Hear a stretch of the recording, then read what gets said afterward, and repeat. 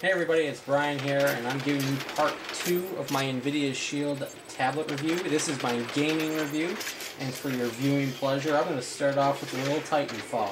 This game is streaming from my PC right now, and I'm a noob at this game, so you guys are definitely, if you've been playing this, you're definitely going to be criticizing me.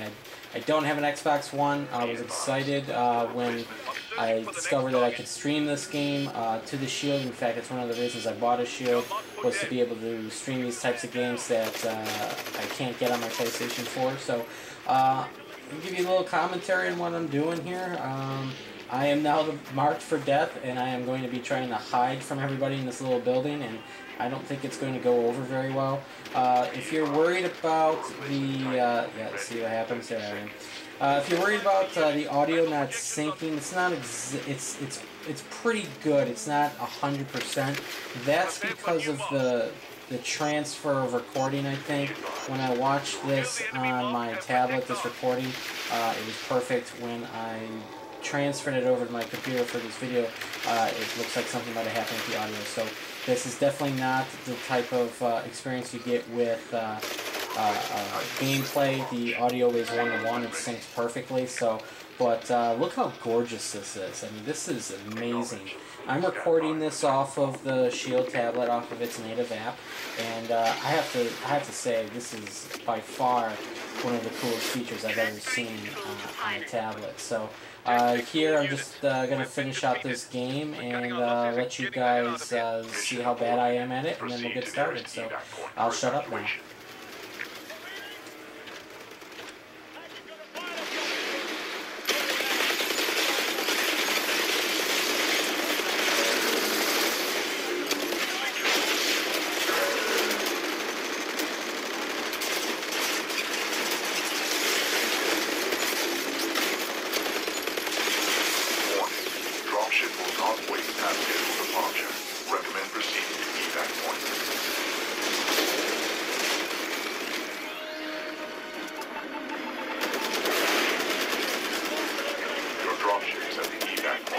Evacuation procedures will now commence.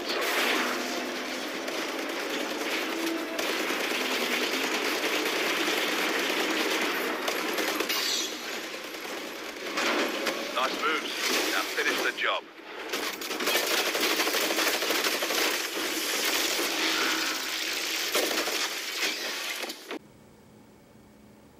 So for those who are watching part 1, you know that I didn't have the controller yet for the NVIDIA Shield tablet, so it was on back order. They were sold out everywhere. I finally got mine in, and I have to tell you something, I am really impressed with this controller. Let's start with the front of it. It reminds me a lot of an Xbox 360 controller with a little bit of a PlayStation feel to it, because it has the joysticks there at the bottom, the D-pads here at the top left. You have your 4 buttons here on the top. You have your 2 bumpers and 2 trigger buttons, and they have very good feel. They're very springy. You have your micro USB port, a headphone jack, and a microphone right there for recording. Let's zoom in here. Can't really see it too well here because of the lighting. I apologize. You have 4 buttons, 4 capacitive buttons right here. You have your start button, your home button, and your back button, and this big triangle right here is your, basically it's your power button, your connectivity button, and your hub button. If I press and hold this, it will turn the controller on and connect it to the tablet. If I hold it again, it'll disconnect it from the tablet, and if I just tap on it, it'll open up the Shield hub. So, and we're going to go over that Shield hub in a second here. Overall, I really like this. I love the fact that it's got a dedicated volume rocker right here. This right here is a touchpad, and that's very important because not every game comes with full controller support. I'll give you an example. Team Fortress 2 in Steam does not have full controller support, which means you need the touchpad to navigate the menus. But once you're in the game, you can use the controls. So that's just an example. If you were to open a remote desktop, which you can do from the Shield, you would use the touchpad as your mouse to navigate your desktop. And that's very important because if you wanted to play any games, let's say, that didn't have any gamepad support whatsoever. I'll give you another example. Is the Mass Effect trilogy does not offer gamepad support, and I'm going to show you how I'm able to play that game, one of those games with this, despite the fact that it's only meant for the keyboard. So definitely kudos to adding that gamepad. I wish it was a little bit bigger. I understand that they wanted to keep this as small as possible. They kind of failed in that. This is a really big controller, but it doesn't really feel big in the hand. I think it feels pretty good. I don't have big hands, but it seems like this works really well. I mean, the button placement's very good. The buttons here work really well. The trackpad, everything is pretty close together, despite the fact that this is the biggest game controller I own right now for any device. It's definitely bigger than an Xbox controller, definitely bigger than a PlayStation controller, but adds a lot more function than most of those controllers. So kudos to NVIDIA. I'm really digging this controller. It makes gaming very comfortable, very fun to play. So I'm going to be showing you the Game Hub, or the Shield Hub. It basically is the center of the console, the gaming experience, if you will, of the Shield tablet. So I made a little folder for my games. It's the first app I launched. Okay.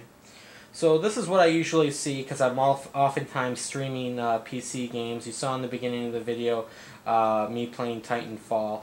But let's navigate this application a little bit here. So on the left you have your menu. We'll go to Shop. This shows you all the games that work very well with the Shield. Now you can play any Android game on this. This is not limited to only games that have been optimized, if you will, for the Shield experience. I do like that it breaks it up into categories. You have your new games. It does let you shop for accessories here. Then it has games that are controller friendly. So these are all the games that are in the hub that are completely optimized for the Shield controller, whether it's the Shield tablet or Shield portable. So one of these games, obviously the big one, was Half-Life 2. It's optimized for the Shield tablet. I haven't bought it yet. I'm debating on whether or not I want to buy this game, just because I've played this game over and over and over again on multiple platforms. I'm not sure if I do want to purchase it again. The other game is Portal, although I haven't played Portal 2, so I am interested if they port that over. The Walking Dead. There's a lot of games here that are optimized. I mean, I can scroll through this, and all these games offer full controller support. So there's one that I have installed already because I purchased it a couple of years ago. Was Riptide GP. So I'll demonstrate the controls on that game in a second here. So let's get back. The other thing they have here is news. Basically just anything that deals with NVIDIA or the Shield. They're going to have an article here, the last one being on the 22nd of August, which I think they were doing a giveaway for an NVIDIA Shield portable. So if I go back, now this is my Android games, and I have a few installed. One of them I said was Riptide GP. The other, Max Payne, The Walking Dead, Pure Chess, Badland. These games, like Max Payne, for instance. I bought Max Payne when it was on the Play Store when it first came out. It's one of my favorite games, and it has full controller support, which is great. Another game that I had for a very long time was Riptide GP, so we're going to launch that right now. Okay.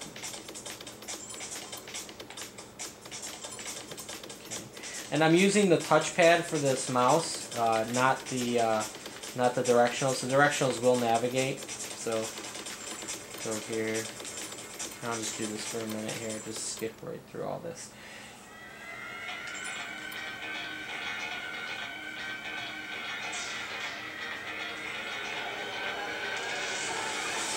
You can see it just runs very well. I mean, this looks even better on a on my TV. That's the best thing about this tablet. I don't think I would have bought this tablet if I could only play the games on the tablet itself. But since I can basically turn this into a game console, this has basically become one of the gadgets of my living room. So, and right now I'm just using the game controller, and it works really, really well. So, again, kudos to NVIDIA. They really nailed it with this controller here. It works really well. Let's get some speed going.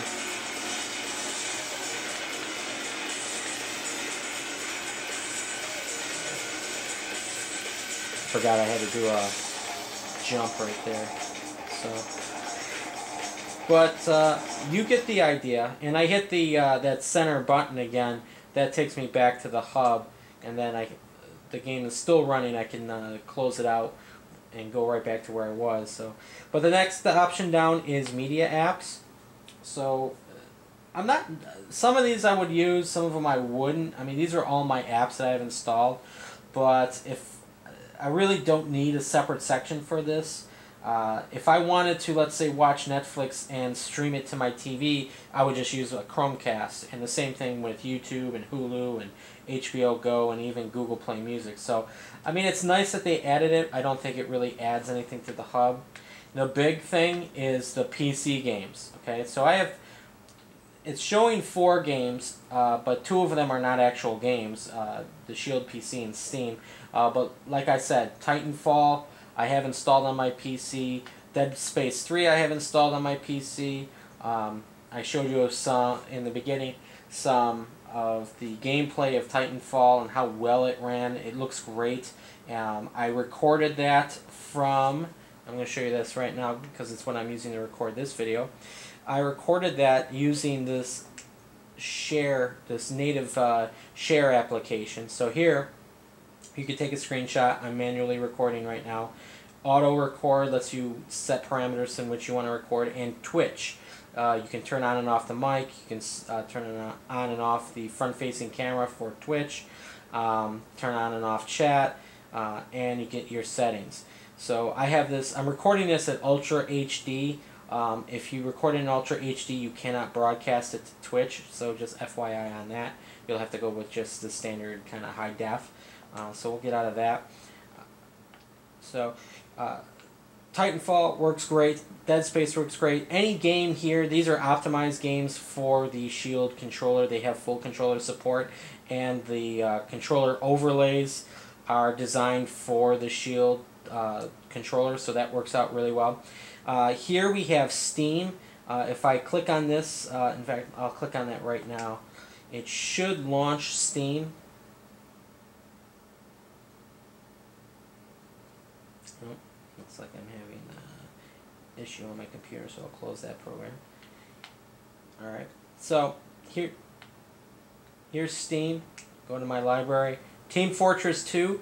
Now you'll notice if in the video here it has half a controller highlighted. That means it only has partial support. Like I said before, you need a gamepad that has, you need a mouse pad to navigate the menus, but once you're in the game, it works fine. So that is no problem for the Shield tablet controller. It has that gamepad in it, or that mouse pad, if you will, in it. So I have no problems playing Team Fortress 2. So let's go back to the hub here. And again, you have to quit. Okay, you'll notice where it says resume and quit. You have to quit that, or else the game will, whatever you're running, will still be running in the background. Okay, so Shield PC. This is my remote desktop. If I click on this, it's going to take me to my desktop. This is what you need to do in order to use programs like Pinnacle and XPadder. Not every game, not every PC game that you can stream has controller support, so you need a third-party application to do that. So I'm going to do the best I can and kind of show you this. So I'm going to click on this. It should open up my desktop. There it is. Here's my desktop. So I'll just exit out of this. Alright, so I want to activate XPatter here.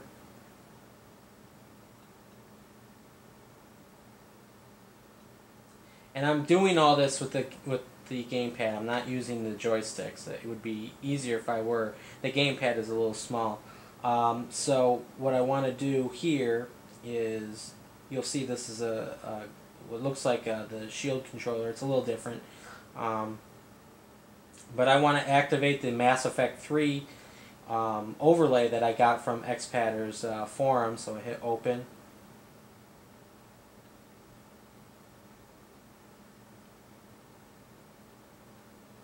Okay, so there's that. Now I want to open Mass Effect 3. And this is the demo.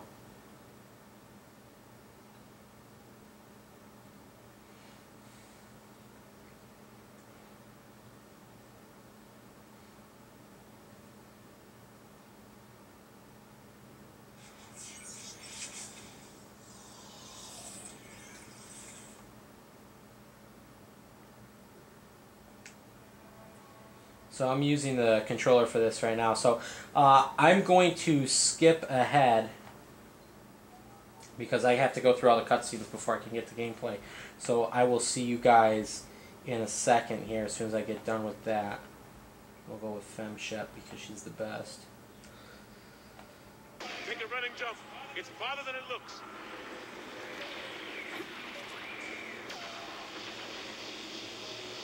Come on, let's go.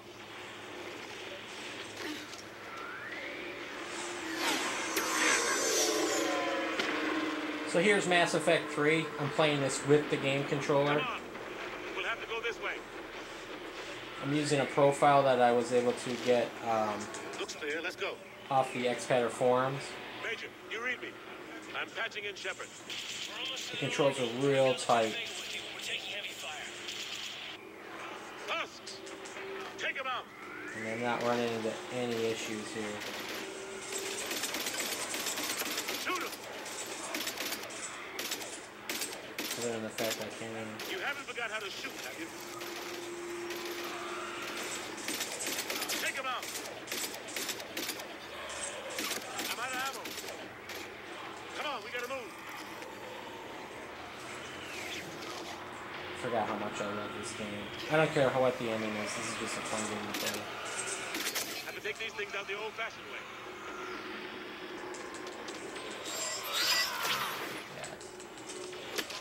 So, this is a game that doesn't have native controller support.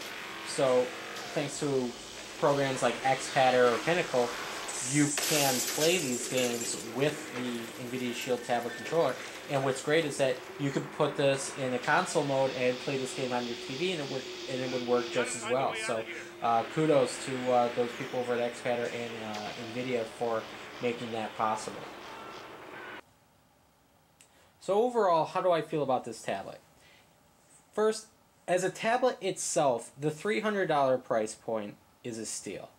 It's literally the fastest tablet I've ever had to work with. Those issues I had before in my first video where I said that it was hanging every now and then, those have completely vanished. It doesn't do that anymore. With the stylus support and the really good battery life, as a tablet by itself, this would be a no-brainer to purchase. The front-facing speakers, the overall quality of the device, everything about this is just a pleasure to use. As a gaming device, this is above anything else you could buy. The ability to stream PC games directly to your tablet, the ability to use a top-notch controller that's designed specifically for the tablet, the other options you have with using this in conjunction with your computer make this an elite device. It's definitely something that's unmatched by any other tablet out there. There's no tablet that offers the types of features that you get with the NVIDIA Shield. Now, here's the downside. Is it all rainbows and unicorns? No, it is not. On the forums, people have been reporting, and I will confirm this, of small cracks in the outer casing of the tablet. I'm going to try and show you this. This is going to be difficult, I think. Alright, bumped it. And I don't think it's going to focus on it.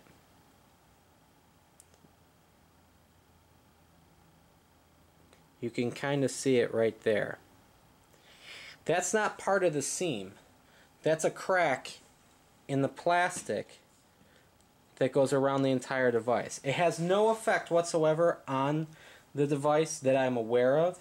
And in fact, if it wasn't for the fact that it was on the forums, I probably would have never have seen that crack.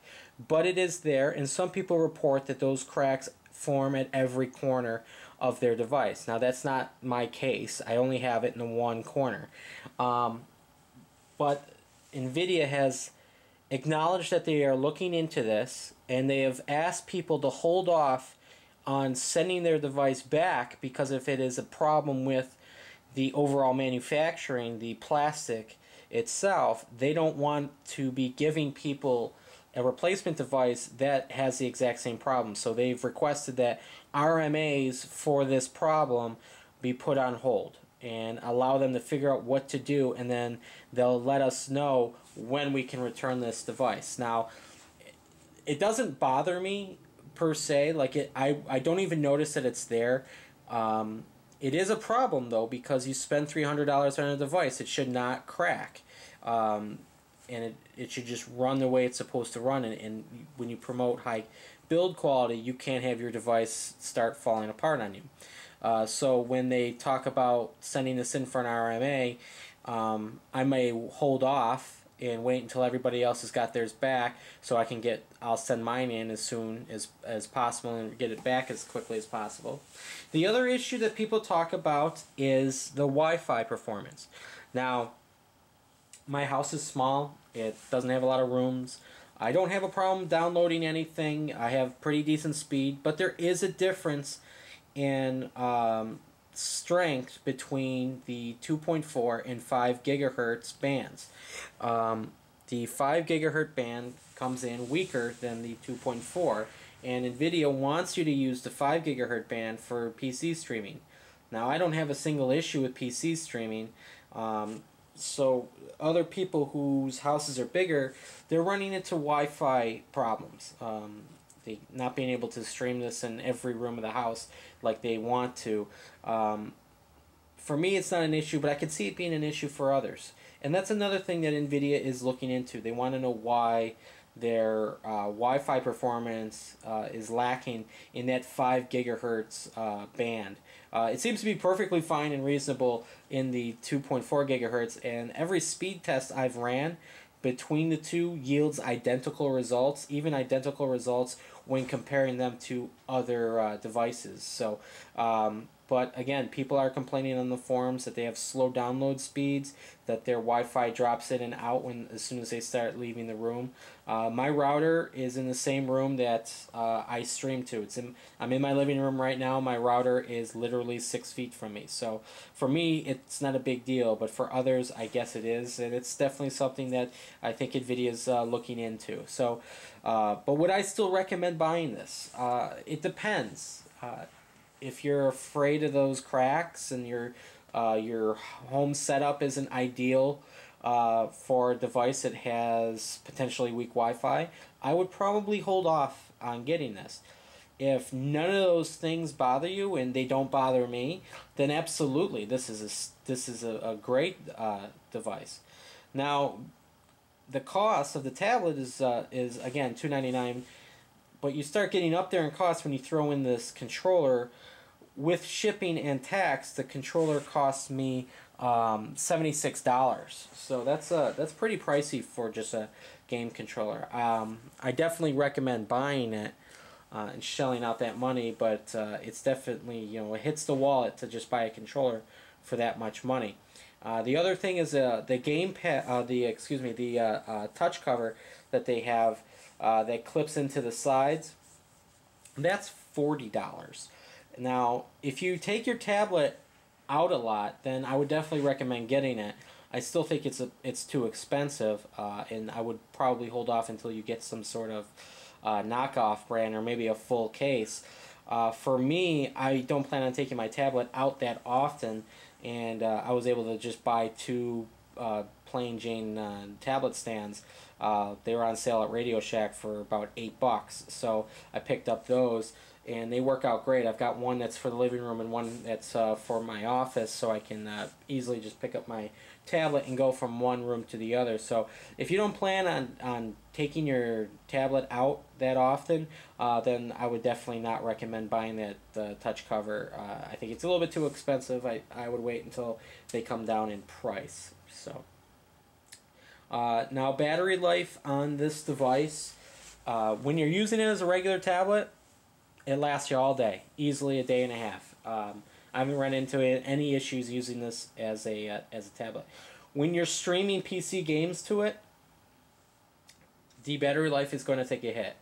I usually only get about a couple of hours of Titanfall, and I've been pushing it to see how long it lasts with high-end gaming, and I think I got around 2 hours of continuous gameplay with Titanfall. Obviously, that's not a ton of time.